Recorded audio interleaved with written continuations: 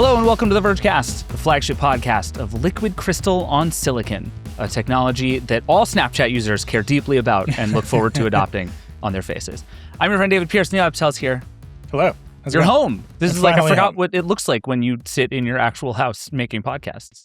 Yeah, and like it all works, and I'm not staring out a window with a staircase behind me. I'm sad about the staircase. The staircase got a lot of love last week. It did. The staircase was a true hit on the Vergecast. We have a lot to talk about this week.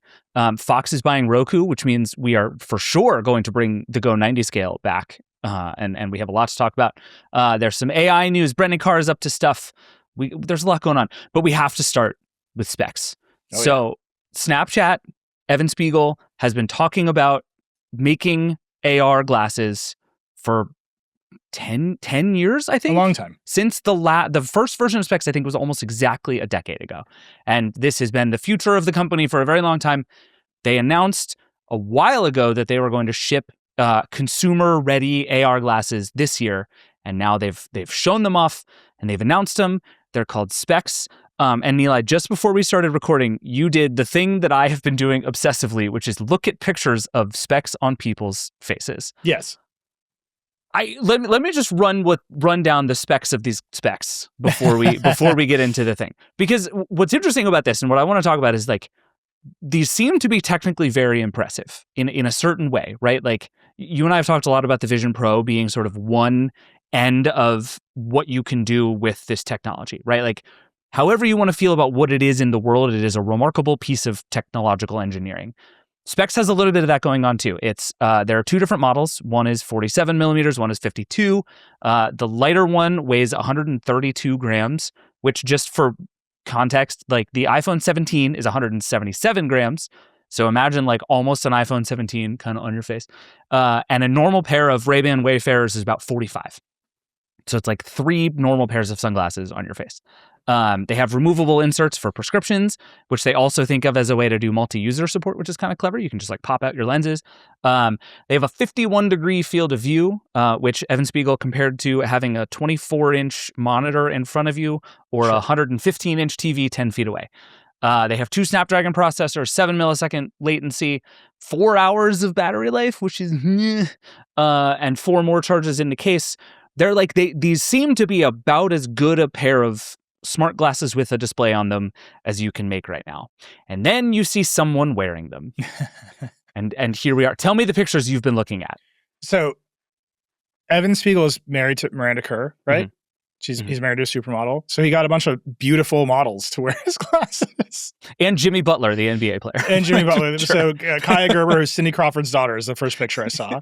She's legitimately a beautiful person. Yeah. And she looks ridiculous in the glasses. Like you can't make anything this big look good on anyone.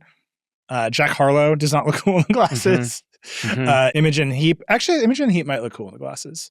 Imogen Heap is one of those people who like could sincerely get away with wearing gigantic glasses. Yeah. Actually, the most interesting thing about these pictures is they're in black and white, but to indicate the glasses have a display, they put a slight color haze on the lenses in these photos, which to me is the whole game, right? The point of these glasses is not that they have cameras in them. It's that they are a full-on little computer with a display that you look at in front of your eyes. Right. With whatever viewing angle, we have to see them. Specs in this context don't mean a lot. Like the specs of a new pair of glasses in a product category that is totally nascent and no one has proven to work or have any demand whatsoever. It doesn't matter if the specs of this one are better than the specs of the X-Real glasses. Like, sure. So, I mean, there's an Eli scale of wearable bullshit, which is the utility of wearing the object on your face has to far outweigh the fiddliness of the thing. Yes. So regular glasses have enormous utility because they help you see, and they're really not very fiddly, but they're pretty fiddly. The Apple Watch, not very fiddly at all. You just have to charge it. You wear it on your wrist like a regular watch. Enormous utility. That thing's a success. Headphones, you put them in your ears. They're very useful. You take them off. You just have to charge them. It all works out on the curve. Yep. Every pair of things that you wear on your face has died in this way. Every computing device that you have to strap to your head has died because they're so fiddly. They impose an enormous fashion cost, and the utility of them has really not been that high, right? Maybe only in the case of the Meta glasses, which are a camera on your face and not very much else, has anyone been like, okay, I can work this out and this is a category I like. here, there's some shots of apps and like a video streaming and a maps app. We really don't have any particular details on who writes those apps, how power hungry those apps are, how good they are compared to your phone, right? This is a self-contained device. It's supposed to compete with the phone. And to do that, they had to make enormous compromises on its form factor because they needed to basically put a phone on your head. And then we don't know if it's going to work well enough to pull it off. Yeah, I mean, there's some interesting stuff going on just in the fact that this is Snap doing this, right? Because Snap has been building the lenses and stuff into Snapchat for a long time. They've sort of been building this technology in public that was obviously ultimately meant for glasses. There was this thing, they announced it at some developer conference, and Bobby Murphy, the co-founder of Snap, showed off a bunch of sort of demos, sort of developer, they like coded on stage a little bit. But there's one where it's like you're wearing the glasses and you're playing Uno, and you can sort of see it as like a rectangle in the middle of the screen. Yep. Again, it's like imagine having a computer monitor in front of your face that is see-through. It's like it's not immediately not a sort of normal way to think about how you interact with the world. But he's essentially, they're picking up cards and putting them down, and it's every AR demo you've ever seen, right? Like everybody has the same idea about how this stuff is supposed to work. The idea is just now you can use your hands to control it, and you don't have to look through your phone in order to do it. Snap is interesting because it's been building this kind of experience for forever, right? It's been doing these like virtual try-on things with clothes longer than most. It has built all of the camera lenses that make you do, the rainbow when you open your mouth. It's building some of these games. Like, this is what I mean by Snap is actually able to do this maybe as well as anyone is able to do this because it has just been at it this long. And so it's like, I have a hard time imagining what the software would have to be in order to make any kind of hardware like this appealing, especially at the price, which I haven't said, which is $2,195. This is a quote unquote consumer product that is not remotely for consumers. But then you look at the thing, like, hold on. Okay. So you mentioned Evan Spiegel. After they did this announcement, he went on CNBC to talk about it. He did a couple of interviews with people actually wearing the specs. Let me just play you this one clip that I have a feeling is going to be very, very hard for Snap to overcome. Much. And Evan, thanks for joining us here today. You're wearing your new specs, which you just unveiled. They cost $2,195. Okay, I'm just going to pause it here. Right now, again, I'm so sorry if you're not watching, but just imagine Evan Spiegel is sitting here in this crowded room. Evan's he's a good-looking guy. He's got the specs on. They're enormous, and they are just crushing the hell out of his ears. Like they're too thick and too tall to go where they're supposed to go, which is like behind your ears. And so it's literally, they're just resting on top of his ears. There is no shot that is comfortable, just none. And you'll notice even in a lot of the like beautiful photo shoot stuff that you're talking about that they did, the real advertising photos, in almost every case, they've hidden the people's ears in some way. Like it's hidden behind hair. Even Jack Harlow, they clearly like styled his hair to not show it smushing his ears. Because these things, these just obviously are not comfortable to wear on your face. Yeah. And there's no getting past that. Like the lesson we keep learning from all of these things is like people buy the Ray-Ban Metas because they're just a pair of glasses that do more stuff. And that has turned out to be vastly more compelling than put a giant computer on your head. We'll give you lots of stuff to do. All right. So here's why there's a giant computer. And I want to give Snap credit for this because they have been at this for a long time. They've diligently pursued one vision. They haven't done a bunch of weird side quests like Meta has done. These are the first true AR glasses I think we have seen. And what I mean by that is at least there are screenshots and videos on their marketing materials where the glasses, the cameras and the glasses are looking at the world. They're processing that and they are putting information directly over the world. Yes. And of course, the demos are the same demos everyone has ever seen. There's people playing chess, a virtual chessboard. Mm-hmm. There is hilariously, you can replace the coolant in a car, which tracks perfectly with a HoloLens demo I got 10 years ago where they had me change a spark plug. There's people putting furniture in a room and doing measurements. But the idea that the cameras are processing reality and then on a display that overlays reality, so the real light is passing through your eyes in low latency, they're putting digital information of the real world, is incredible.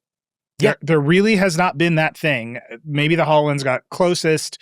Maybe Magic Leap did it. Apple couldn't get there, and they did the Vision Pro, where they did mixed reality, where they totally had to take everything in on the camera and composite it and then show you a screen. Snap is not doing that here, right? They're overlaying actual reality, which is very challenging. Yeah, this is honest to God augmented reality. And so I don't want to discount that at all. What I'm pointing out is to do that, you are stuck in this form factor, right? If you don't have a phone to offload the processing to, or they're very proud this thing is self-contained. Right. You need to put the cameras in there. You need to put the connectivity in there. You need the processors. It has 2 Snapdragon processors in there, which Qualcomm is very proud of. It says it will enable all kinds of experiences like this in the future. And then you need batteries to run it all. Where's that stuff going to go? It's going to go right here. It's going to go right across your temples. It's the only place for it to go. Well, here we are.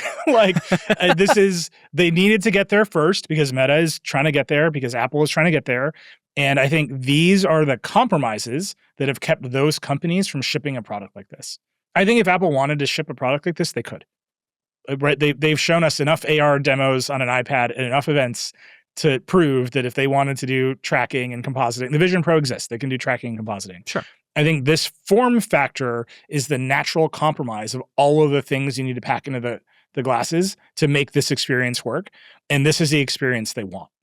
Right. Well, and the irony is, I think, again, as we've talked about, and according to the Nilay Patel theory of wearable bullshit, the form factor is actually the only thing you can't compromise on. Over and over, this is the lesson that is learned, is you have to start with, I like wearing it on my face, or you're nowhere. At least with the technology as currently constituted, there is nothing that even suggests you can back into, sure, I'll put this on my face. Yeah.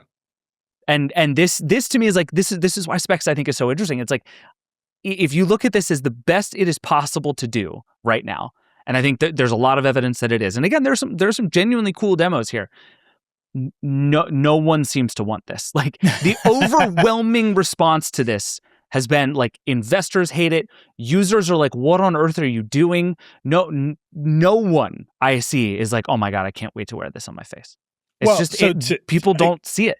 Again, to be fair, it's hard to know if it's any good until you wear it. You cannot read the spec sheet of this thing in 7 milliseconds of latency. Mm-hmm. You cannot know what that means unless you're wearing them. Sure. And you can feel what 7 milliseconds of latency of digital information augmenting real light passing through to your eyes feels like. As it smushes your ears to bits. Is it worth it? I don't know. I don't think there's enough devices in this category for us to look at a spec sheet and say, oh, they got the specs right, such that it overcomes the form factor. Just bluntly, I don't think that's true. I think it's kind of true in VR. We can talk, there have been enough VR headsets that I can look at a spec sheet and be all right, I kind of get what they're doing here. Sure. This is new. It's new, yes, it's very expensive, but as a consumer device, this is wholly new. And maybe changing your oil in augmented reality is so awesome. I mean, it's not. It's worth it. You don't believe that. It's not. I don't know. Yes, you do. What are we doing here? I don't know. Maybe it rules. You think there's a world in which, given even the limited amount of stuff that we know now, that this combination of technology and features works? Forget the price. I don't know. It sounds like there's apps. Are any of these things the killer app? I do not know. Right? I think, to me, the single most problematic thing in this whole space, always, all the way back to Magic Leap, is that it gives great demo. You put it on, absolutely. You wear it for 5 minutes, and you go, oh my God, this is it. Everybody has this experience. We had this experience way back when with the very first Oculus Rift, that you put it on and your brain explodes. You're I can't believe this is possible. This is incredible. And you take that to mean this is something I want in my day-to-day life. And actually the gap between those two things is enormous and has not gotten that much smaller even as the technology has gotten better. If someone in your life has a pair of these and you put them on and they're here, do this Pokemon Go style thing that you can do in the Snap specs, you'll do it and you'll be oh, cool. And then you will take them off and you will go about your life and you will tell people about the cool demo that you had. And the distance from that to, I want to spend $2,000 on these and wear them for 4 hours at a time, is vast. This is the utility versus cost. Like, how fiddly is it? How much does it cost in dollars? Is a type of fiddliness in my opinion. Dollars are fiddly. Yeah. I mean, like, you gotta. It's like, how much do I have to care about this? It's $2,200 I have to care about this. Yeah. Right. And are they huge and heavy? And do I have to charge them every 4 hours? It's all cost. And then there's how much utility is there. And I'm not saying it's so much utility because you change your own oil that is the thing. I'm just pointing out, like, there's obviously a set of apps here, and they all give good demo, but most people have never experienced anything like this. Exactly. So my only, like, hit the brakes, I'm not going to judge it, is you actually don't know how people react to having the real world augmented with digital information. And maybe it turns out all anyone ever wanted was a timer floating above their pasta water. I don't think so. But I'm just hesitant to be like, I absolutely know this won't work, because most people have literally never come close to this outside of watching a movie. Sure. And there's like other foibles here that are going to get in the way. None of these demos are in anything close to the dark. True. Right? So, like, Can these cameras see in the dark well enough, or even in dim light well enough? All of these things are outside in bright sunlight to be able to recognize what they're looking at, identify it, send it to whatever AI system is going to do all that recognition and blah, blah, blah, and then appropriately center the digital information over that in the dark. Big, huge, glaring question mark. Yeah. Because then the utility of this falls even farther, right? You can only wear it outside. Well, that sucks, right? Yes. My kitchen is really quite dark. Will it not work for my pasta water because it's, like, dark in the kitchen? Like, these are questions I think they have to answer. I'm just looking at these photos and I'm thinking about my theory of wearable bullshit. And it's like, oh, the cost here is staggering compared to the utility. I'm just not going to prejudge. No one will like this because I don't think anyone has actually experienced this product in this way. I think that's fair. And I think my argument is less no one will like this and more I cannot imagine how this clears the boundary for people. And I think there's something to, like, very specific use cases for smart glasses, right? Like, this is what we saw with Google Glass, where it's like people who want to fix carburetors in cars have an actual use for Google Glass. Google Glass couldn't do that. But, like, eventually they did a bunch of the Enterprise Edition stuff, and it started to work for some of these features. People used it to, like, scan codes in factories as you're, like, running around moving stuff, or in warehouses. So you can scan the code that you've picked up the product just by looking at it with Google Glass. Like, that is a great use case for these glasses. It's also a very specific thing that you then take them off after.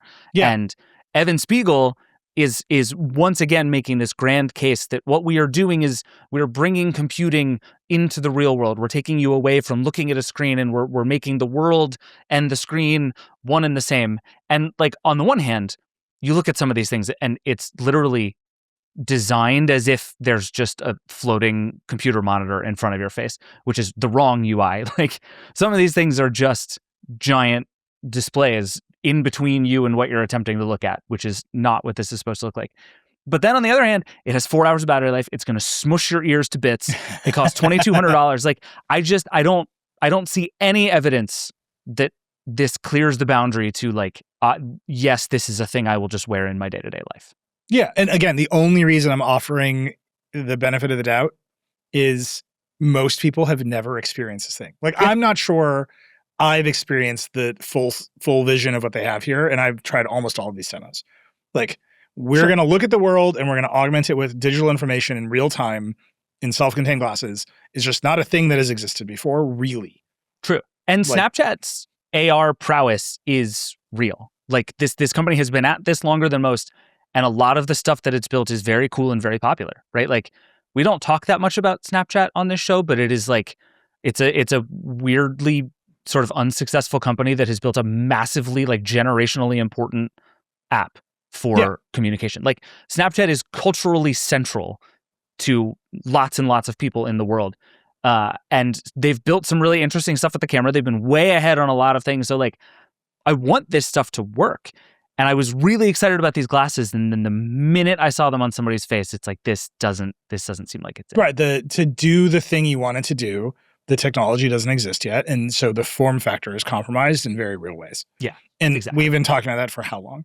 Here's things they didn't demo. They didn't demo facial recognition. They didn't talk about what it means to be constantly recording the world around you, to augment it with digital information. They didn't talk about the privacy implications of having two cameras on either side of your head all the time that are looking at the world. Yep. There's a lot here you have to really consider. And I think people are already pushing back on with the Meta glasses and other glasses. If you want to build this device, there's no way to get around the fact that you have to be constantly ingesting the world so that you can augment it with digital information. Another thing I didn't demo, my favorite question to ask all these folks, if you look at the Capitol building and say, what happened here on January 6th? What is the answer you're going to get? Is it an insurrection or not? You have a content moderation problem staring at your augmented reality glasses that no one wants to acknowledge. So I think they put all of their emphasis on let's build the dream, and this is the form factor that they can execute now, because I don't think anyone else has gotten any closer than this.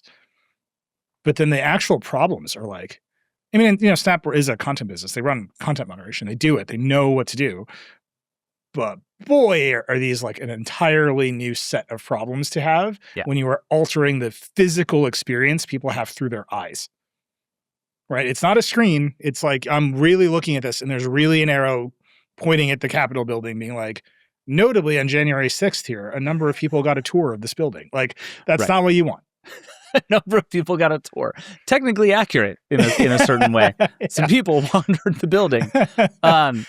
Look, I think a lot is going to, you're right, be very clear the minute we are able to put one of these things on. And I'm genuinely excited that Snap is shipping these, right? We've watched this company sort of toil in the background and keep shipping stuff, but not actually shipping it. And like, kudos for actually just putting the thing out in the world. Like, I think it's cool. They can't think they're going to sell a lot of these. They have to believe that they needed to put a stake in the ground that they got there first. I think that's right. And then in theory, you sell some of these and it makes it easier to both build and sell the next one. And like, I can see the playbook. And also I think they promised they were going to do it this year. And they just like it probably, if you're a company like Snap, who has had the business track record they have, it was very important to ship these things. I get all of those things. I just look at this and I'm like, if this is the best anyone can do, and I think it probably is, are we actually anywhere? And we'll see. You're right. We should wait and see. I think, just to be 100% clear, I think the answer is no. But I'm also willing to say very few people, if any, have ever actually experienced a product like this. Yeah. Agreed. And that there's something to just keeping your mind open to that. Like, maybe people are going to lose their minds. I doubt it, but I'm not willing to just like close it off before that actually happens. I really hope somebody makes like a cool accessory that like straps it around the back of your head, and we just go full like cyberpunk Croquis situation. It's going to be awesome. That's a free idea for anybody who wants it. All right, we should take a break, and then we're going to come back and we're going to talk about a product everyone uses against their will, which is Roku. We'll be right back. Support for Vergecast comes from Granola. Everyone's had a meeting where everything goes wrong. The internet doesn't work, the presentation has a misspelling in it, you zone out at the most critical part, and you're desperately messaging a coworker to see if they can get you up to speed. Granola wants to help fix those meetings and meetings in general. Granola is an AI-powered notepad built for the way real people actually meet. You simply take rough notes like you normally would, and in the background, Granola securely transcribes the meeting. Then, it turns everything into clean, structured, actually useful notes when the meeting ends. And you want to know the best part? Granola works through your device's audio, which means it integrates seamlessly into the video conference tools you already use. No setup, no awkward bots. It's just your normal meeting with superpowers you need to do your job better. So if meetings are eating up your day, Granola is a no-brainer. You could try it totally free for 3 months. Just head to granola.ai/verge. That's granola.ai/verge to get your time back. Get 3 months free at granola.ai/verge.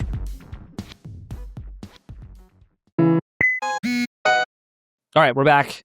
Let's talk streaming wars. The big news this week is that Fox is buying Roku, or at least is planning to buy Roku. Who knows if any deal ever gets done in the world in which we live. It's a $22 billion deal. It would put these two companies together. Lachlan Murdoch, who runs Fox, is making a lot of promises about the future of Roku, and we can get into some of those. But Neil, give me your immediate reaction to this deal. this is a sort of nightmare vertical integration and distribution that maybe Lena Khan was like the most opposed to, and the Trump administration loves the most. Loves so much. Yeah.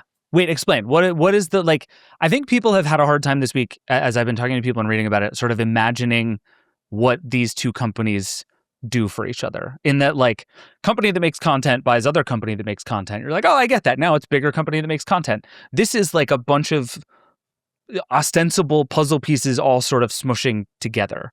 Like, what is your sense of how these things all combine?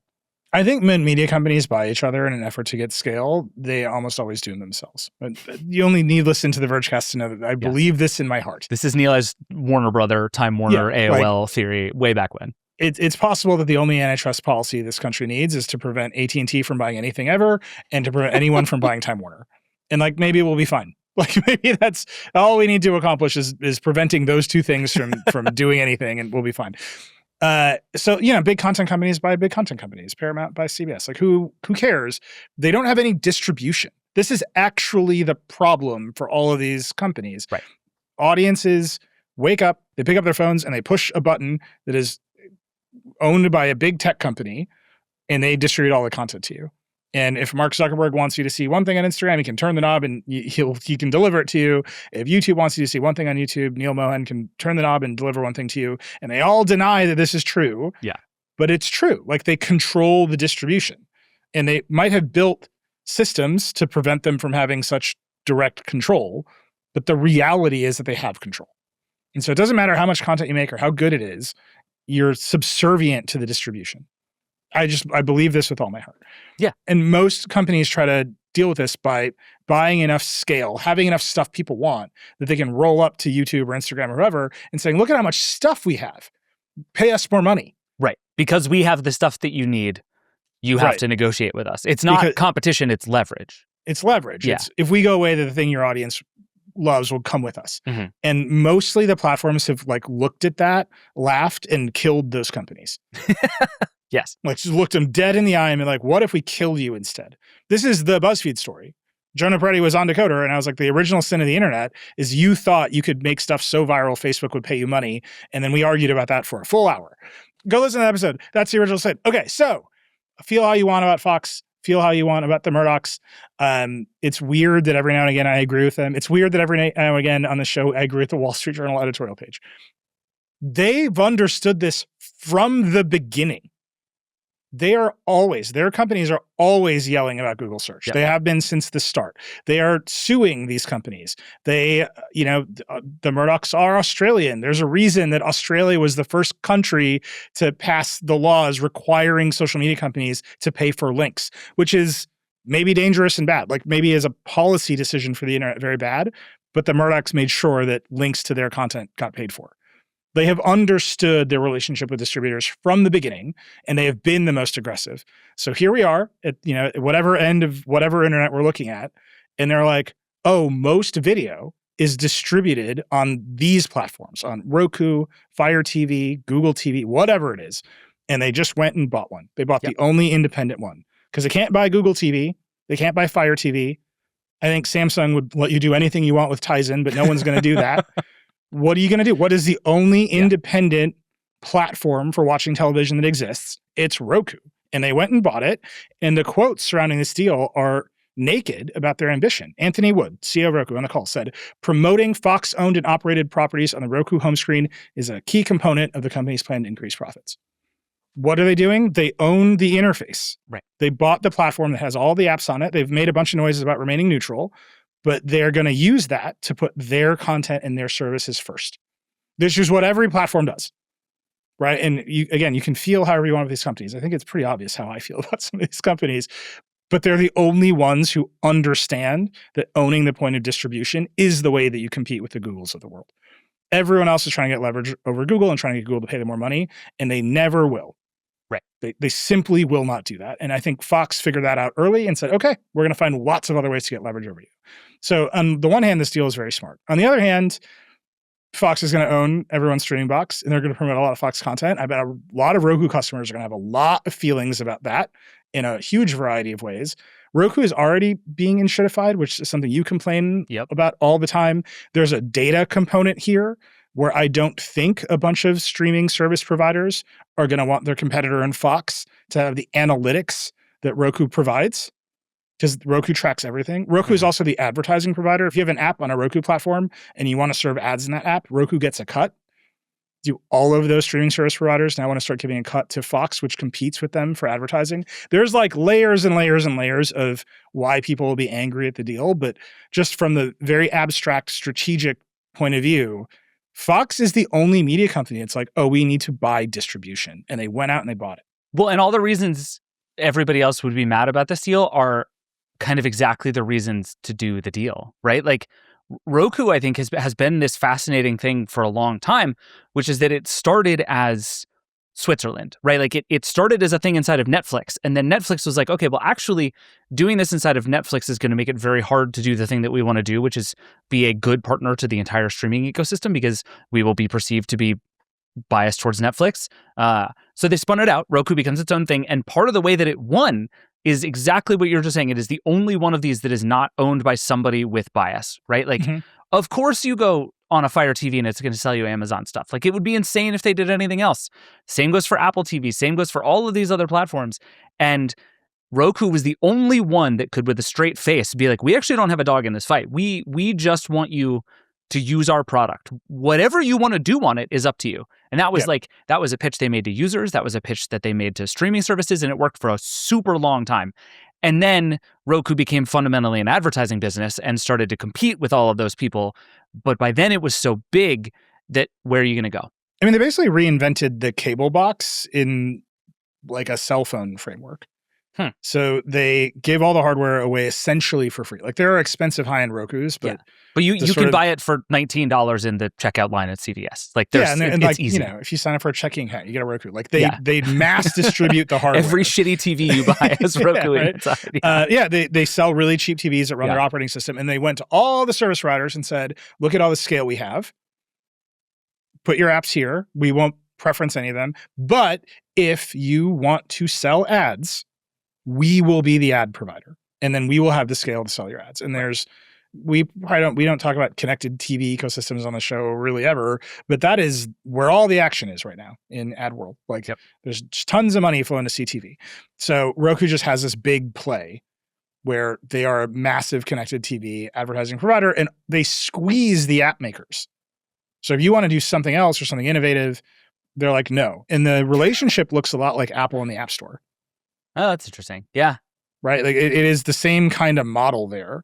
And consumers get all the benefit for free because Roku's like, as long as we have all the hardware, the app makers won't have any choice but to deal with us. Right.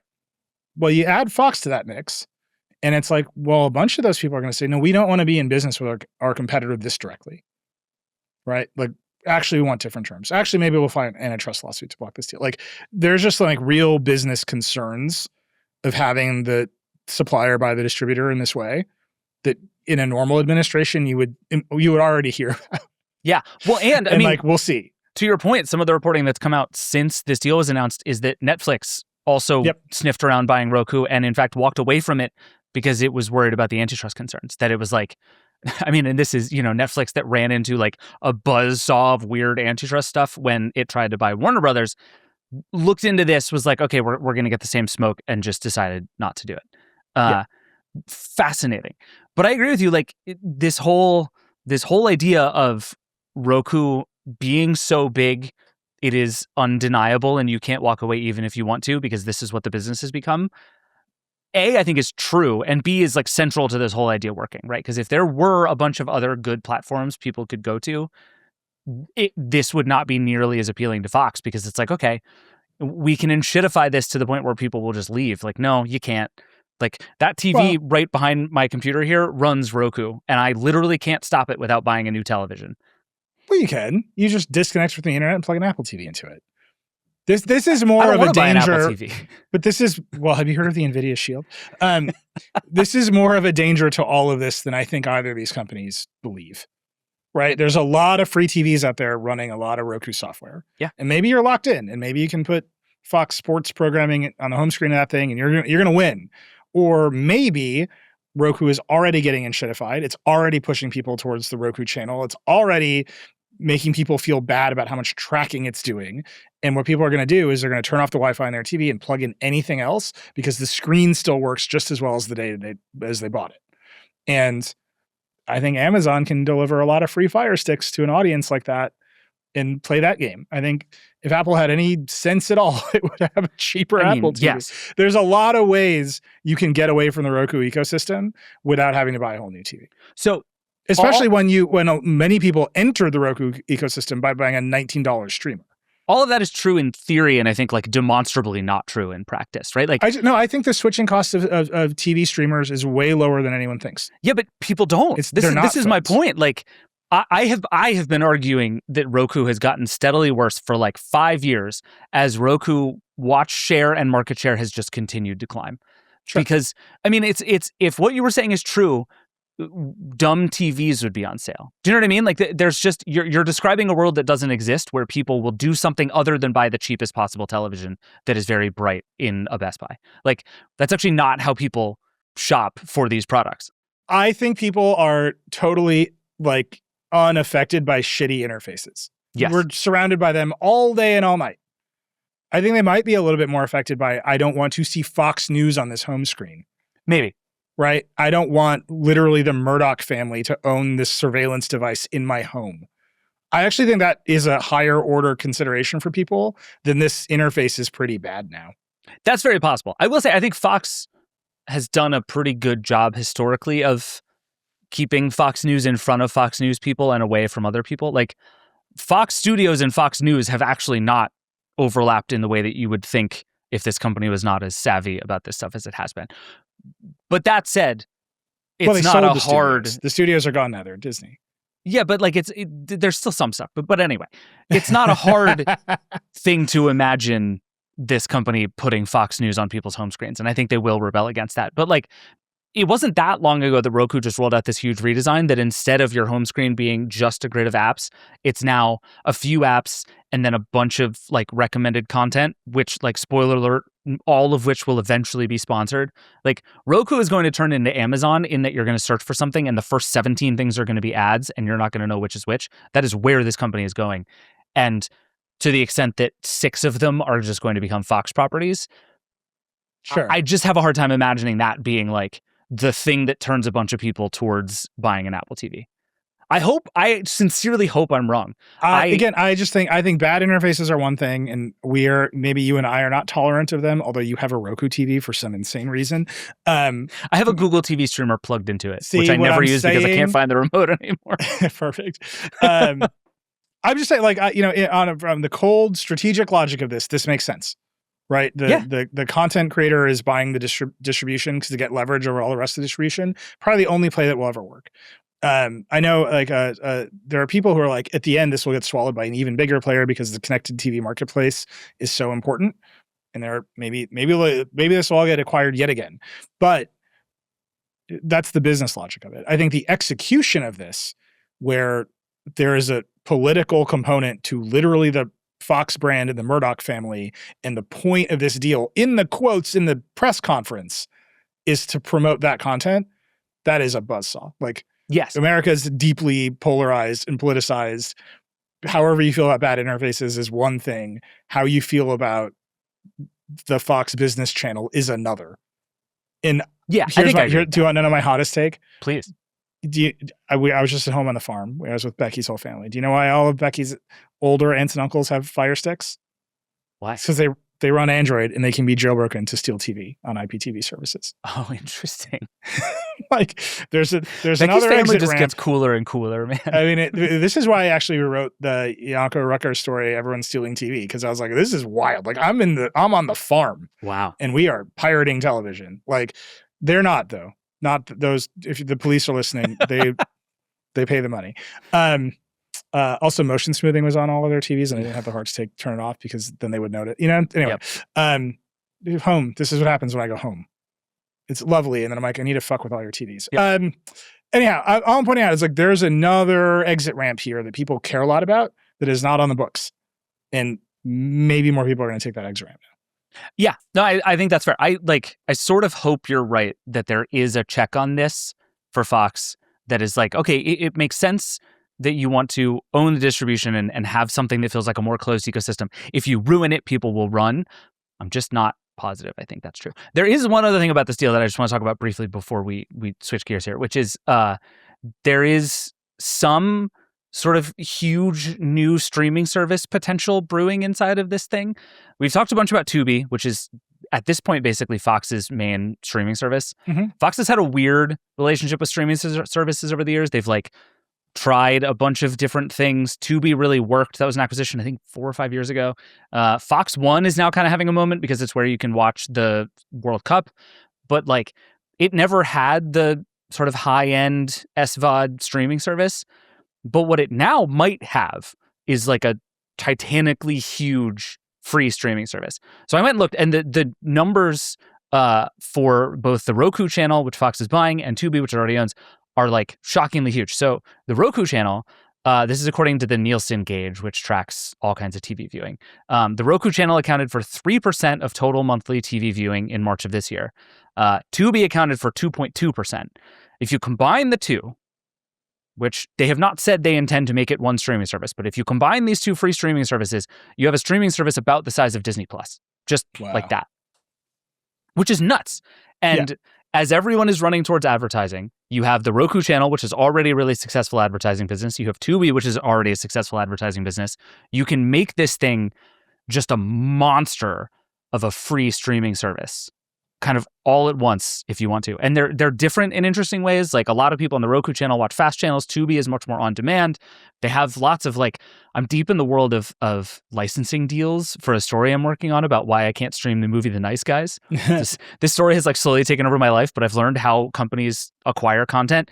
This company would be hugely powerful in doing that. Like if they decide to fold the Roku channel into Tubi or do some combination of the two, we suddenly have another like A-list streaming service at Fox, which I just think is underrated and fascinating.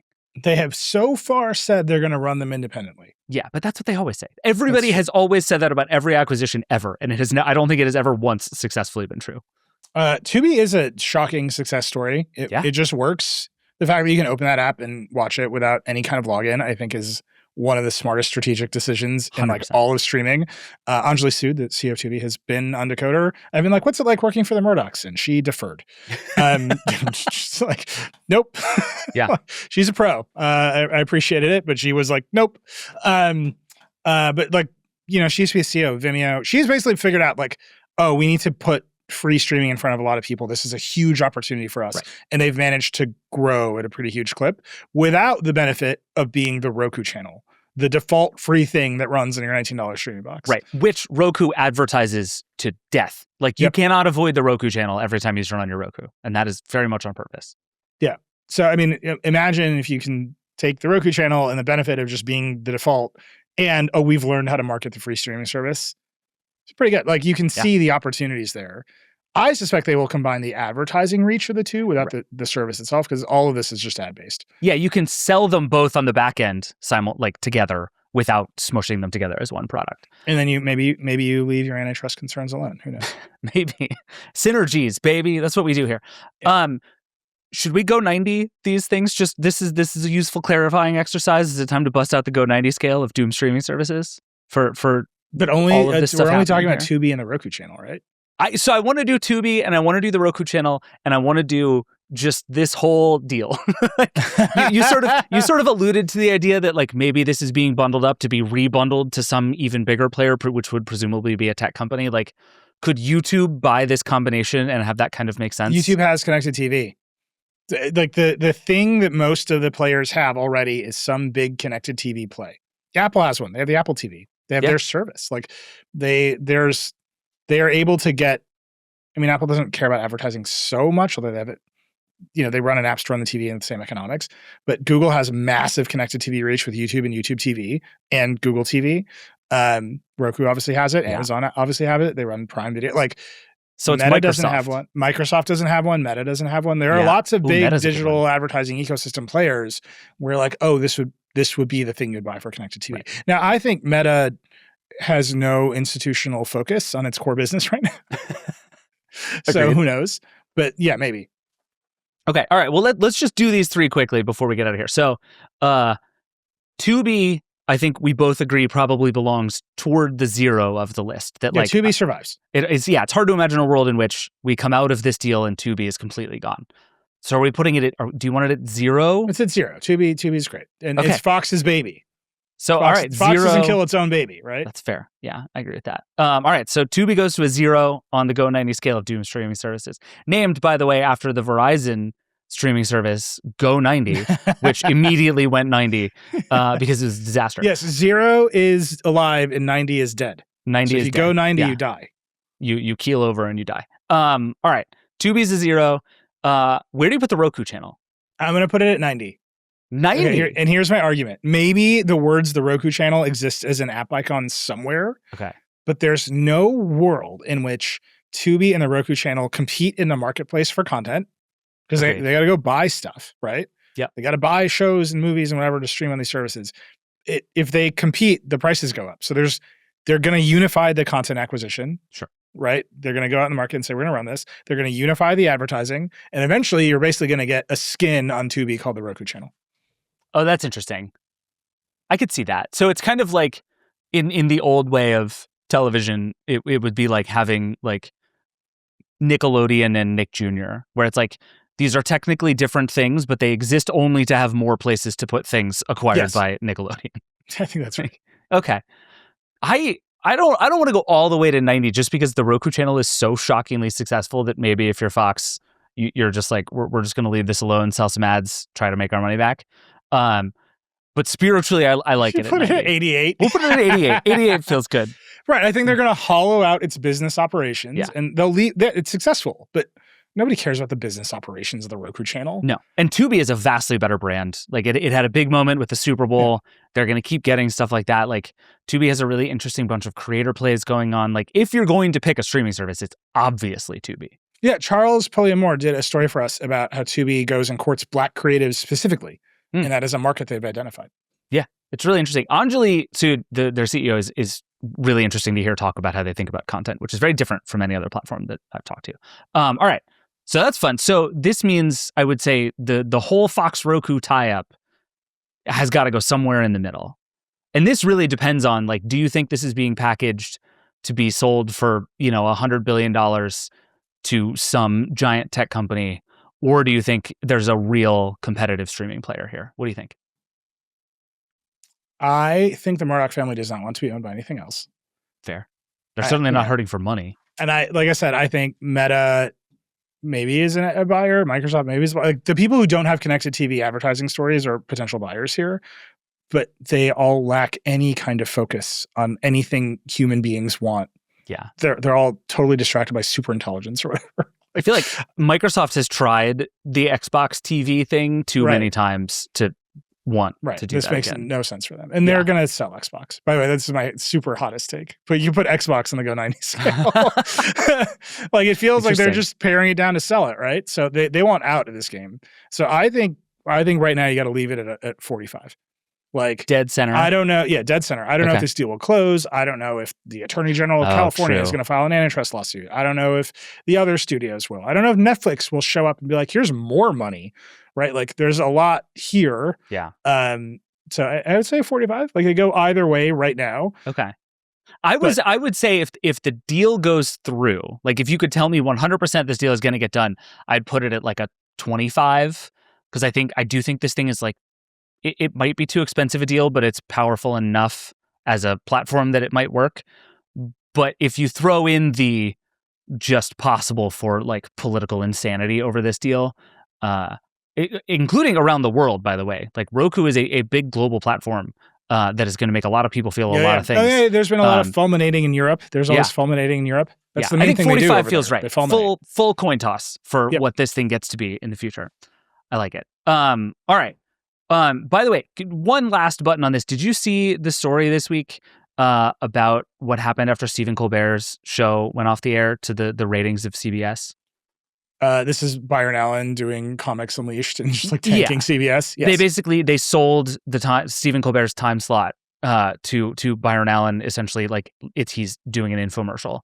And they found that Stephen Colbert's ratings were super high at the very end, and then they immediately lost 2/3 of the audience, and that actually it's having a ripple effect because one of the things that happens is a lot of people turn off their TVs at night and then they turn it back on in the morning, and the channel that it's on winds up being important. So like if they're watching Jimmy Kimmel at night, they're going to watch ABC's morning show instead of CBS's morning show. So there's just this, it goes back to the same thing we're talking about distribution, by the way, right? Like being the place where people go to find you is vastly more important than anybody realizes. And it's actually very hard to just content your way through that problem. Yeah. And this is just a tiny little microcosm of that thing. Nobody is watching Byron Allen's show, and as a result, it's hurting the rest of CBS because people have changed the channel. And that is just the audience of people who have linear television, either broadcast or cable. Right. And they turn on their TVs and it just starts playing stuff. Yep. And that's enough. Wild. Yeah. And CBS's response is like, well, we're making money from that time slot. Whatever. I mean, CBS, can we look at CBS and go 90 scale? They're like 85. Oh, God, yeah. And sprinting towards 90. Like at a dead run towards 90. All right, we should take a break. Then we're going to come back. We got the hype desk. We got a lightning round. We'll be right back. Support for the show comes from Rippling. Retaining your best employees should always be top of mind, especially if they are in high demand. And while it's impossible to predict the future, Rippling AI can help you identify who might be a flight risk. That's because Rippling AI is built on your live global workforce data, giving you full visibility into your business and the ability to stay ahead of the curve. Say you want to retain top talent, just ask Rippling AI, who are my top performers this year? And instantly receive a workforce report highlighting your top employees with supporting data like recent performance reviews and engagement metrics. But it doesn't stop there. Rippling AI can turn these insights into a proposed retention strategy, including a recommended 10% spot bonus for top performers. All you have to do is tap confirm, and the spot bonus is added to next month's pay run. So don't settle for AI that's all talk. Head to rippling.ai/Verge and get AI that turns insight into action. That's RIPPLING.ai/Verge. Sign up for exclusive access today.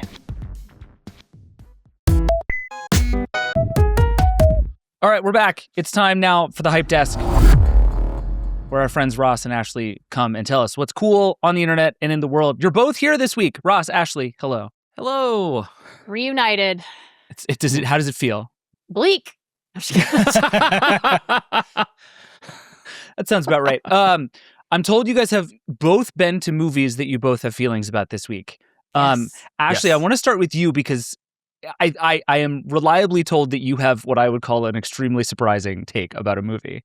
Okay. Hit us with it. You got to hear me out, everyone, which is He-Man is a sleeper hit and everyone should go see it, and you're totally missing out on it. Masters of the Universe is so much fun.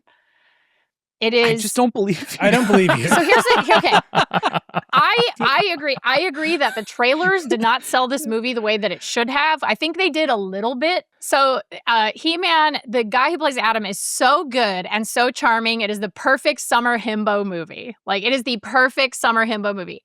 This movie. Can I just stop you? This implies that is a thing that I'm after, but go ahead. Yeah, But like, no. Okay. I argue that we could all use a little joy, right? Like a little joy. Sure, I'm with you. And I feel like this movie is just like, especially if you are a kid of the 80s, but even if you're not, it's like, it's still really entertaining. You really cannot. Jared Leto plays Skeletor, and I was like very dubious about this. I'm immediately out then. I was Never like, mind. I hate Fully, this. you should have led with because, that. So this movie has gone through development hell. Like there was like multiple different versions of the script. There were different actors attached. Like it's gone through some stuff. Like there was a whole other version of this movie that was happening not 3 years ago, I feel like. This is a hell of a sales pitch for Masters of the Universe, Ashley. So that's okay, but I'm selling it because I'm saying I was so skeptical about it coming into it. I was just like, I don't know. I think it's going to be so bad that I want to go see it. Like, it's going to be so... And I was so pleasantly surprised. It really has Thor Ragnarok vibes. It's like very fun. It's just like, it's a light romp. The movie is like 2 hours and 15 minutes long. That's not a light romp. That's never that's felt a like full it dragged commitment. at all. pacing was great. Felt like the movie kept going. Like there wasn't any like weird side quests. Like I never felt like the movie like got into a weird like, oh, the movie needs to be longer, so like let's make them have some obstacle that they have to go do a fetch quest. So there's none of that. It's like he gets the sword, he goes to Eternia, like it's a whole thing. So everything like leans into the conceit of this being ridiculous. And it is like there's a moment early on where like Skeletor's like laughing, and it's sort of very Austin Powers where like he's like laughing and then he looks around, he's like, I didn't stop laughing, like or whatever. And so Alison Brie plays Evil Lynn. And she is like very good. And it's wild how much this movie came together when it absolutely against all odds. This movie should not be entertaining, and it absolutely is. And I highly recommend everybody go see it for a fun summer romp. All right. Ross, you also went to a movie theater. Yes. What did you see? Speaking of 80s nostalgia that looks different on paper, I went to go see Disclosure Day, the new Spielberg film. I don't want to go after Master of the Universe because that's such a good case, and I do not have the same case for a Spielberg film. That sounds really wild to say, but it is interesting because it's Spielberg doing aliens. It's all back in the alien bins. The question is, how would humanity react if we all just found out at the exact same time on social media or wherever we're looking in modern times that aliens are real and we've been lied to for years? And it is, a lot of people call it classic Spielberg. And I think for the first half, it is classic Spielberg. You've got car chases, Men in Black. It's two kind of disparate narratives that, spoiler, kind of come together. In one, you've got Josh O'Connor as like the whistleblower who knows the truth and wants the world to know. And in the other, you've got Emily Blunt as a random local meteorologist in Kansas City who just starts speaking alien language. And then all of a sudden is just committed to going drive somewhere she doesn't even know where. There are big shadowy figures, organizations. Colin Firth is like the head of like an ominous corporation. When you get to the first half of the movie, it is the most beautiful. The first half is theater. It is theater tier. It is some of the best like car chase scenes and explosions and destruction that Spielberg has done. And I really want to tell you the rest of the movie is good. And there's a reason it's not in the marketing because it's a spoiler, but Spielberg's done this before. He did Close Encounters, right? Mm-hmm. I am Richard Dreyfuss. I saw a UFO. Holy shit, I am so fascinated by it. I have nothing but hope and optimism and really want this to happen. And it almost feels like in many ways like Spielberg kind of trying to recreate that moment. But in modern times are just so much more cynical. It's not, are aliens real? It's more, yeah, we all know aliens are real, but how much is the government covering it up? And how angry will I be to find out? Do you remember that movie, Don't Look Up, that came out during COVID that was like every great actor you've ever heard of, basically, and it was like an allegory for how we experience information. And it winds up being like the bleakest possible movie about the end of the world. Mm-hmm. I feel like you just described that movie to me again. Yes, but I will say, and this is not a spoiler, it is Spielberg, so in many ways, it does end on hope, right? Spielberg is a person of hope. If you look at these directors, they all have their thing, right? Christopher Nolan, it's going to be a movie about time and memory. Denis Villeneuve loves cycles of violence. Spielberg, aliens exist, and if you live in the suburbs, you're probably going to see one. But ultimately, humanity's pretty cool. Like that's every film he's ultimately made. And this is no different, but it just has such a bleak political thriller start that it just has this shift. And I love it. It is also a great airplane movie. It's a perfect airplane movie. Tough. I'm going to sum up the hype desk in 4 words. Skip Spielberg, see Skeletor. Wow. That's a lot. Tough. Same. Tough. All right, before we get out of here, Nilay, I'm told you have a contribution to the hype desk. I do. I'm very excited about this. Okay. So, as you may or may not know, the New York Knicks have won the NBA Finals. They're the champions of the league. They're very, very exciting to be anywhere close to New York right now. I could hear the screams in California. It's amazing. A lot. And friend of The Verge, Chris Person, who's written for us, is now at Aftermath, which is a great indie game site. Go subscribe to Aftermath, read everything Chris does. He posted on Blue Sky that he was at a techno festival during Game 5. So great. And I guess one person put a laptop on a chair on a table, and the entire techno festival basically stopped and watched the Knicks win on a single tiny, like itty bitty laptop. This is one of the funniest pictures I've ever seen. It's like the most Verge way into the NBA Finals I can think of. This video is incredible. Just run the video clip. Yeah, I will say, before we get to the video, I just want to say, if you're not watching this, A, I'm sorry, and B, click on the link. Because Chris takes us through a truly incredible journey. It starts with a picture of like a few people gathered around a laptop watching the Knicks at this festival. And then a few minutes later, a bunch more people are watching a laptop at the festival. And then Chris just tweets, okay, they put one of the laptops on a chair now. And like a crowd starts to build.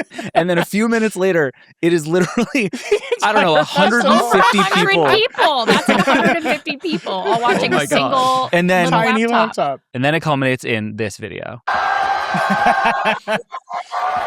Literally, like massive festival level cheering for a laptop because the Knicks won. It's very good. That is incredible. It's very good. But It feels so good to see. This is like, I know you've all heard the "Let's Go Knicks" chants across the country and world, but they're cheering it on a laptop on a chair, which is just perfect. 13-inch laptop screen. That is absolutely incredible. Chris also posted somewhere else in that thread that the other thing that was like the thing that was supposed to be happening at the Techno Festival was an artist who was just playing a pair of giant subwoofer cones with a sheet of plastic. And he's like, I don't know how this is music, but it also kind of rules. Oh my God, amazing. But just a perfect Verge moment. Like, I was like, I know how to bring the NBA finals onto the Vergecast, and it is through the post of Chris Person. So thanks, Chris. I asked him if we could show that stuff. So thanks to Chris. Go read Aftermath. You know all the rest of it. Yep. That's the hypest thing that happened this It's week. good stuff. That was amazing. That was incredible. It's a big week. Maybe we should all watch Disclosure Day and Masters of the Universe on a laptop at a music tiny festival. laptop at a How Techno dare you. Festival. That goes on the scale somewhere. I don't accept. All right, Ross, Ashley, good to see you guys. Thanks for being here. Cheers, y'all. All right, now it is time for America's favorite podcast within a podcast. Brendan Carr is a dummy. Brendan Carr is a dummy. Shout out to Viola DeGoomba, who created that, and also to the people who email us about all the funny places that you are when that theme song appears and whether it fits the vibe. We gotta maybe the next week the entire segment is just us reading those emails. Oh, I like that. We can definitely do that. But this week, Brendan's doing stuff. What did he do this week? He's always doing stuff. He is always doing stuff. So first, I'm angry at Brendan. What? Because he's shocking. In an indirect way this time. This is like a second order Brendan effect. Okay. I'm upset that Brendan has forced me into agreement with Ted Cruz. Oof. It's rough. It's just rough stuff. Yeah. So, the actions of this administration have scrambled political lines all over the place. I think this is actually the second time you've agreed with Ted Cruz on this podcast. Ted Cruz is, for his many, many faults, does not like it when you screw with the First Amendment. True.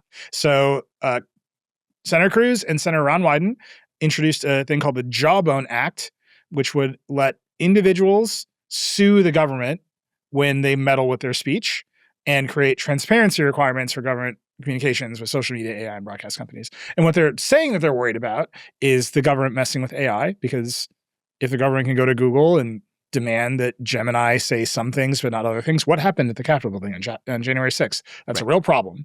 And so if your speech is interfered with illegally, there should be some remedy. And so the Jawbone Act would create that remedy. It would allow Jimmy Kimmel to sue the FCC for jawboning his speech. And it would allow all of us to see what these government agencies are saying. Mm-hmm. Now, there's like layers and layers of complication here. Like, is this built off of some bad faith readings of how the Biden administration talked to Facebook about public health initiatives at the tail end of Of course it is. Mm-hmm. Did that case also go to the Supreme Court, and did the Supreme Court say all that was above board and was fine because ultimately Facebook said no a lot and it was fine? Sure. Right. Do most companies feel as emboldened as Facebook to say no? Like, they do not. So this law sort of like creates the balance, but I'm just upset that I've been forced into agreement with Ted Cruz in this way. This bill is co-sponsored by Ted Cruz and Ron Wyden, two people you would not expect to be simultaneously excited about the same thing. Ron Wyden wrote 230. Yeah. Right? Like, these are free speech warriors for the internet in a very particular way. They've got a pool of supporters, the ACLU, FIRE, which is another free speech organization, the Knight First Amendment Institute at Columbia, all people we've talked to, all people that are, we know to be defenders of the First Amendment in particular ways. But Trump is particularly mad at Brendan Carr here. Mm-hmm. And so he's just issuing fiery quotes at Brendan Carr. Of course, like I said, there's also some nonsense about the Biden administration weaponizing the blah, blah, blah, the pressure. It's like, whatever, man. Maybe you believe that. but actually that case did go to the Supreme Court. We did read all the emails. Yeah. And we did see that the tech companies were like, no. So yeah, it turns out it's not illegal to ask somebody questions, generally speaking. It's totally fine. I just want to say, by the way, Jawbone in this case is a backronym. It stands for Justice Against Weaponized Bureaucratic Overreach to Networked Expression.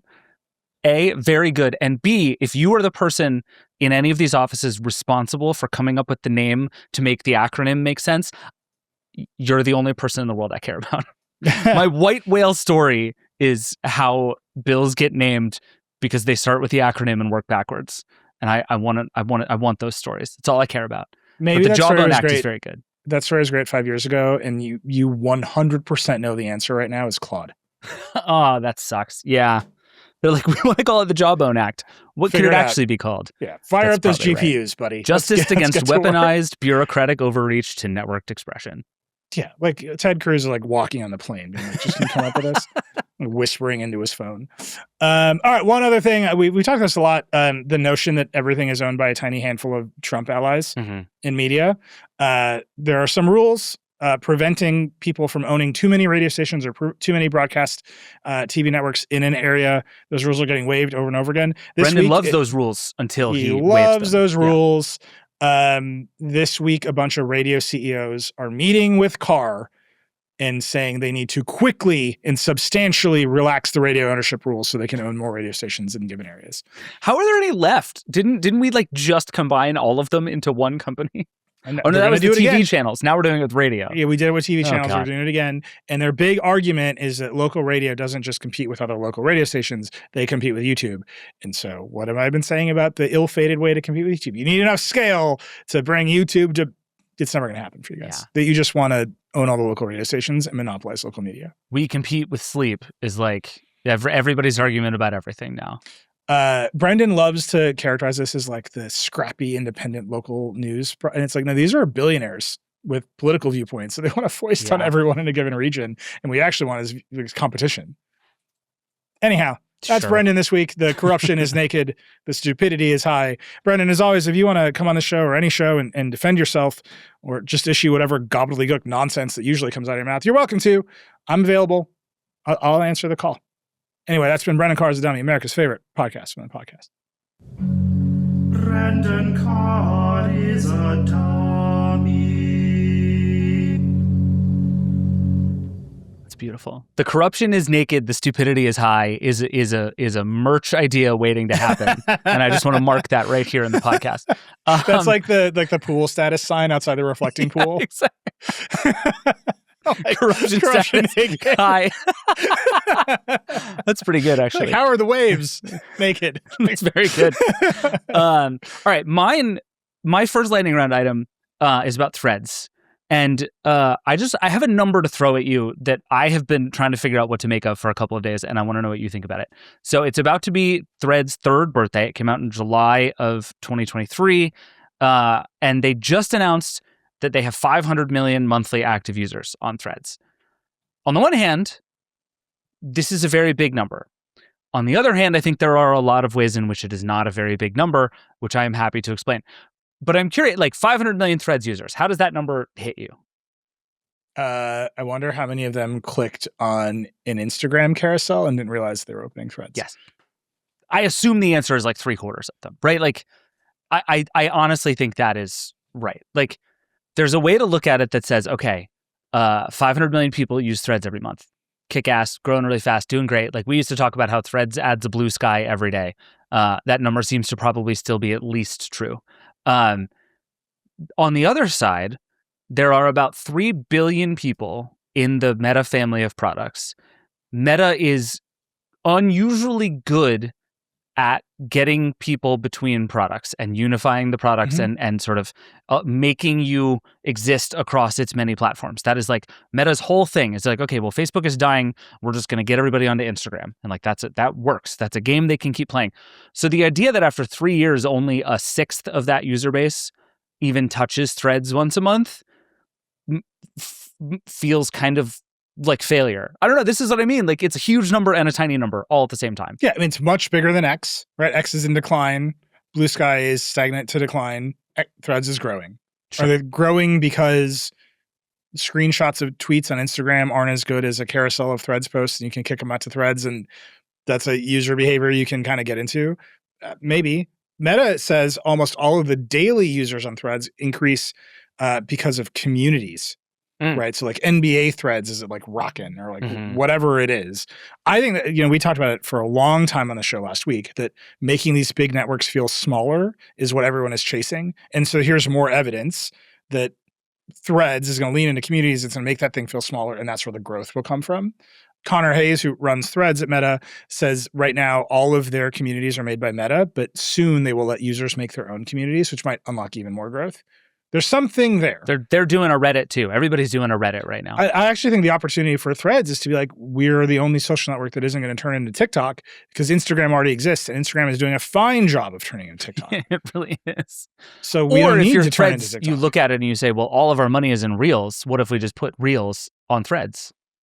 But then you kind of just make Instagram again. I think like they'll put Reels on Threads, but it'll kick you back into Instagram, and that little dynamic is actually an opportunity for them. That may be true. Yeah, I'm forever trying to figure out the extent to which Threads has been a hit versus like kind of a subtle failure. Like to the extent that Mark Zuckerberg wanted to create something as culturally central as Twitter once was, like that was a big part of it, right? That there was a lot of good reporting that Mark Zuckerberg was always sort of jealous of Twitter and the fact that cable news was people reading tweets, and that was where people went for real-time information on real-time events, that it was the heartbeat of the internet in a way that Facebook, even though it was much larger, never was, and he wanted to do Threads to make that. Threads is not that at all. No. That thing largely doesn't exist, and to the extent that it does, it's still on X. But it largely doesn't exist. And really so doesn't exist. I think in that sense, Threads has not achieved the goal.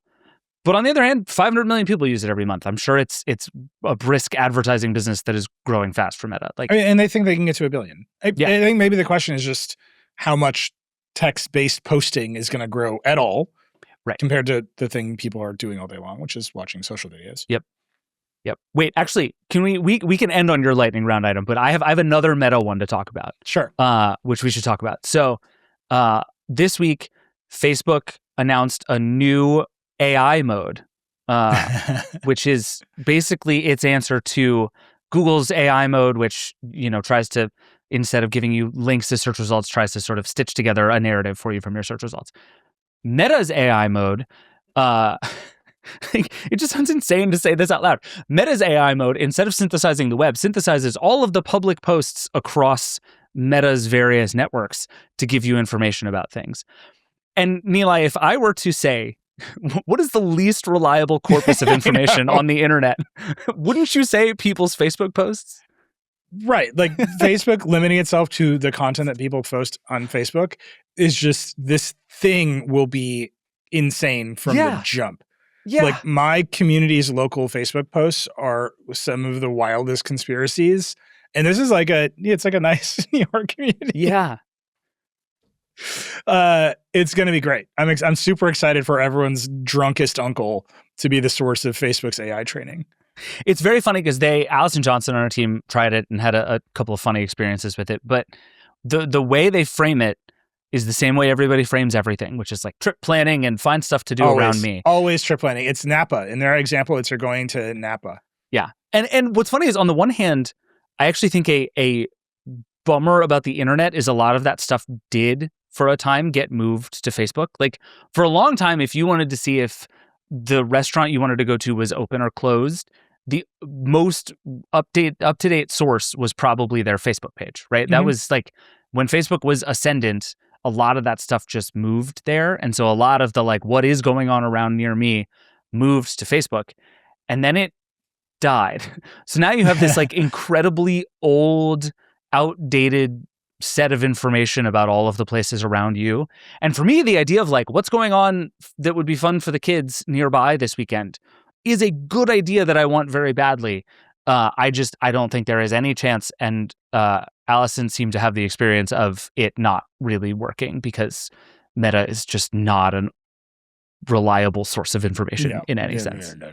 It's, again, we had a power outage here on Sunday night, and my local Facebook groups were like, there was an explosion, and then just like wild speculation about what caused the power outage. Yeah. My neighborhood, it just makes me think of like my next door, which is just like pictures of people in hoodies being like, are they criminals? And it's like, nope, they're teenagers. Meta AI it's fine. will misidentify criminals at the highest rate of any AI system. It's very true. All right. You get the last lightning round item. What do you got? Is this a lightning round item? All right. Oh, no. Jen Toohey, the nation's #1 Matter and Thread reporter, has struck again. I mean, I love this. This is what I'm here. Why do we run the Verge? She believes in Matter so much. I believe in Matter so much. You're both What are we doing here? idiots. Why does the Verge exist? It's to make sure that someone covers Matter as hard as Jen covers Matter. Absolutely. This is the most important thing. So if you don't know what Matter is, why are you listening to the show? But Matter is a universal smart home connectivity platform that's supposed to bring everything together. And the experience of using Matter for 5 years now, more, has been to assume it can do things it cannot do. Right? Well, You're like, sometimes to assume that because they directly say that. Right, because like the literal obvious promise of a universal smart home standard is that everything will work together. And every step of the Matter journey has been like, but what if it didn't? Yes. What if it was slightly and yet completely broken? And then not to downplay how complicated it is to make everything work together, we end up in this situation where like Matter 1.3a will introduce thread network credential sharing so that my Eero routers can pick up the password for the thread network created by my Apple Home Hubs. Like, none of this makes sense to any human being. Literally, the only person who understands it is Jen. And I think Jen understands it better than the people who run Matter. Oh, I 100% agree with that. So this is just like a huge, and Thread is like a different network. So this is all crazy all over the place. Anyhow, Matter 1.6 was announced this week at Unify, the Connectivity Standards Alliance inaugural conference in Austin, Texas. Jen is there. She's on the ground. Matter 1.6 includes a new spec, David, called Joint Fabric. Do you get it? Thread, Fabric? Joint They Fabric? are good with the very silly good. names. I respect that. And in 1.6, when everything is updated to 1.6, there will just be one smart home system that all of the different things can talk to at once. So you won't have to set up the device in Apple and Samsung and Google and Alexa. You will finally be able to be like, there's a smart plug. I set it up in Apple and my Google can see it just as well from the jump without having to set it up all over again. You're describing Matter. That's what Matter is supposed. That's this the is whole legitimately what I thought it would do 5 years ago when Yes. it was announced. But we're here, buddy. Matter 1.6. We're finally doing Matter. Excuse me. It's called Joint Fabric. I want you to get it right.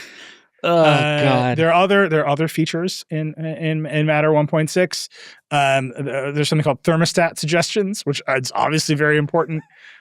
There's NFC set, but Joint Fabric is going to finally unify the smart home. Just as soon as it is implemented in the spec is launched, and all of the smart home makers support it all at once. So 10 years from now, Joint Fabric will operate. I will say there is a lot of pressure on these platforms to get this right, because bringing the AI assistant into your house and saying, turn on the lights, and it not happening is a problem for all of them. And they have more incentive to just solve it so they can all get access to the same system than ever before, because this is all a product they want to make. And if you're Apple and you're going to relaunch Siri on a new HomePod this fall or whatever you're going to do, and everyone's stuff is already in Alexa, your incentive to support Joint Fabric and get the Alexa stuff into your system is actually really high. Sure. Will that actually happen? Will people respond rationally to the incentives put in front of them for interoperability? I would say question mark. But the incentives are there. I agree. I also wonder if any of these companies care at all. Like, is Google announced this week that their home speaker is finally about to start shipping. Does Google give a crap if you use do they know for home things? Like, if you buy the speaker and use it to talk to Gemini, and that makes you a more dedicated Gemini user for other Gemini things, like, what if smart home just remains the 11th most important thing that any of these products do? And like, what if Jen is the only person on earth who actually cares about the smart home? This is a I'm worry here I too, increasingly buddy. have.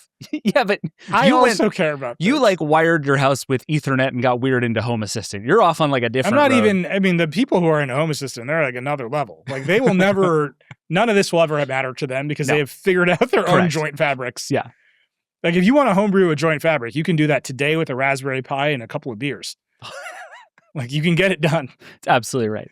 But this is like, I think the fact that it is not a priority is the incentive. Do you know what I mean? Sure. Like if you have a vision for how it should work, being like, we're going to put the resources behind going to every weird Chinese smart plug vendor and making sure they work with us versus we're just going to support Matter and everything will work. It's way easier to support Matter. And that's the CSA, the Connectivity Center Alliance, is made up of engineers and product people from all these companies. Right. I just think I'm starting to worry there's a real sort of tragedy of the commons problem here in that the only way this works is if everybody sort of equally decides to hold hands and do it together.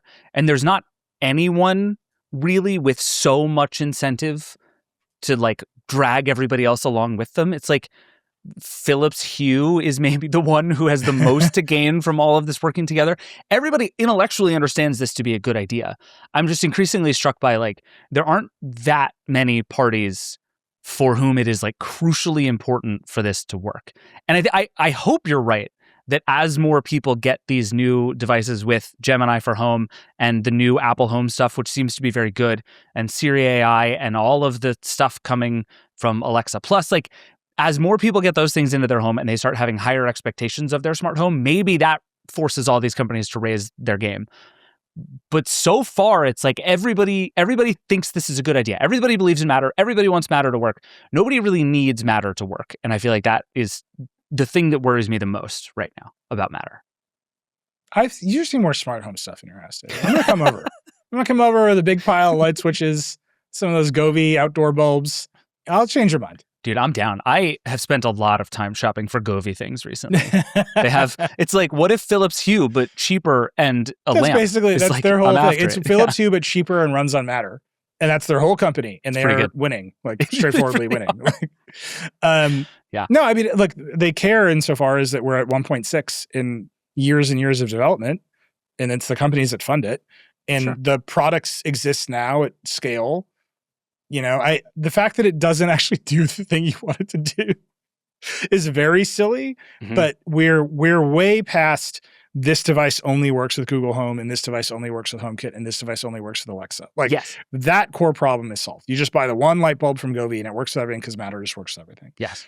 The next problem is Unless you buy it from IKEA and then it's like mostly broken for reasons no one it just doesn't understands. work at all. Yeah, a different set of problems. Anyway, look, I don't know when joint fabric is going to change the world, but I'm hoping it does. I'm trying to end on a high note. It's beautiful. Look, again, this is the thing. Matter is the right idea. It is filled with the right ideas. And I hope at some point I get a product filled with all of those. She's in Austin. right ideas. She's at the conference. Yeah. Yeah. If anyone can get them in line, it's Jen. She's a mom. She's ferocious. She's raised teenagers. She can get these companies in line. Yeah, absolutely right. Jen will save everything, I think, is basically where we've landed. Yeah, she's got the accent. Like, Yeah. There's a lot of pieces for it's like Jen will solve it. There's the title of the episode. Don't worry, Jen will fix it. All right, we should get out of here. Two quick things before we go. One, Version History is back. The Harmony Remote episode was super fun. If you didn't hear it, I would say there is a non-zero chance you're going to hear it on the Vergecast feed very soon because we're going to be off tomorrow for Juneteenth. We'll be back normal scheduled programming next week. Roomba is this weekend on Version History. Super fun episode with Colin Angle, the co-founder of iRobot. It's good times. Neeli, who's on Decoder next week?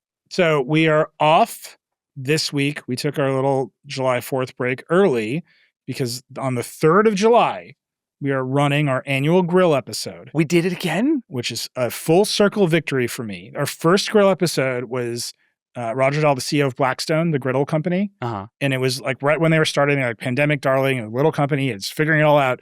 And they got so big that they bought Weber. So Wait, he's really? back, but now he's the CEO of Weber. And we wanted to have him last year, but he was an antitrust review, so he couldn't come on. So this is the full circle moment for the Decoder Grill episode. That's very when we good. started, our producers and I were like, we got to get Weber. Like eventually we're going to get our way to Weber. And we got there because our first guest ever bought Weber. I can't Perfect. decide Can't who be that's- happier about this. That's like an equal victory lap on both sides. It's pretty for good, Decoder and for the CEO of Weber. You literally heard it here first. That's awesome. That's really good. Listen to that. It's going to be very fun. We'll make sure you know it comes out when it comes out. As always, you can subscribe to The Verge to get all of our podcasts, including the ones we just talked about, ad-free, plus all of our exclusive newsletters, all of our coverage, everything else, theverge.com/subscribe. We get a lot of people asking us how you can support like us and the show. And we're grateful for all of you. And that is the single best thing you can do. That is how you make Nilay ungovernable and also someday buy him a yacht. That's the one. Someday far in the future. The yacht's called Sunday. Ooh, I like that. There you go.